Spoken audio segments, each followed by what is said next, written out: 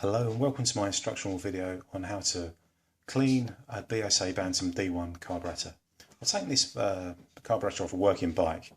I'm just going to quickly slip the strangler off the back of them to make it easier to demonstrate what's going on. First I'm going to take the top of the throttle out. Just going to unscrew that and just very gently with the return string popping out. Just gently slide the piston out of there. Just take that out and gently.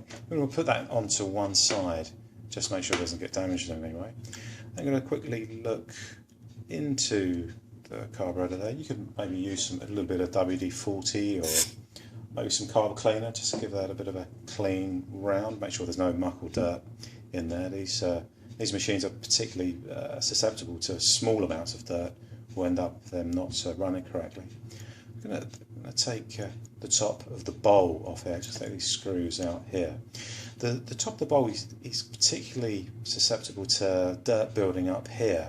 If you get any kind of narrowing at all, especially you get that, especially with old tanks, you get bits of rust coming through. Any kind of narrowing there, and your machine's not going to run correctly. Let's just take that off the top there and expose the float. I'm going to pop that out there.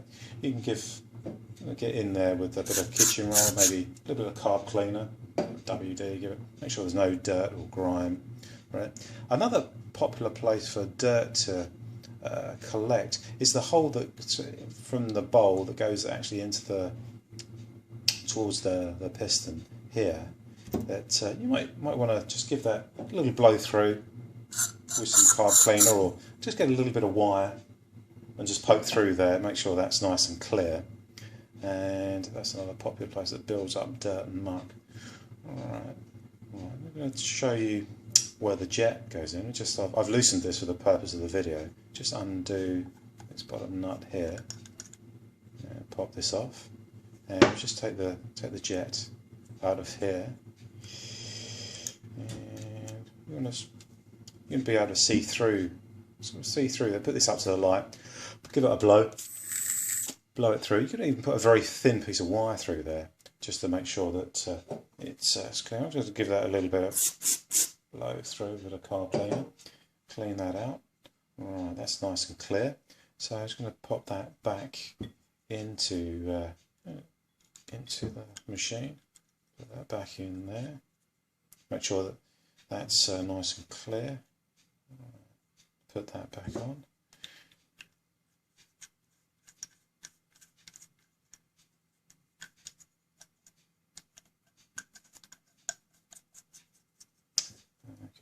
When you're reassembling the Bantam carb, you want to make sure that this little pin and the short end of the float actually goes, I don't know if you can see there's a little recess at the right at the bottom of the bowl, and just sort of sits in there, a little recess there, nice, so that's nice and slotted. And you've got to also make sure that the pin at the top here, mates sort of perfectly with this piece here, the top, the lid there. If that isn't actually in the correct place, your fuel won't cut off properly, and you're going to have fuel leaking everywhere, which is a bit of a nuisance. Okay, just put that there, and we get the top of the carb and pop that on there. I'll make sure I get it in the right position after I told you all about that. Put the screws in there.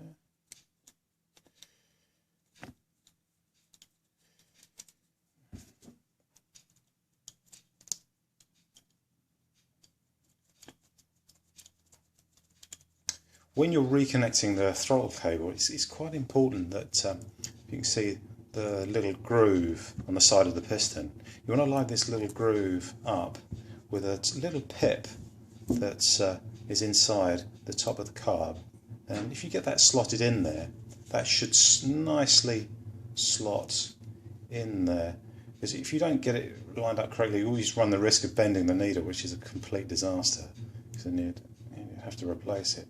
Right, you can see there, oh, it's not quite in the right position. Sometimes you can just put your finger in there to aid it going in, and when the needle's in the right position, it should just go in quite simply. Just gonna, oh yep, then it just nicely done, and just do that up there. Okie dokie. Right, just put your strangler back on there, and there you have it. You have your carburetor nicely cleaned. I hope this video has been of use to somebody, and always remember, people, life's better on a Bantam.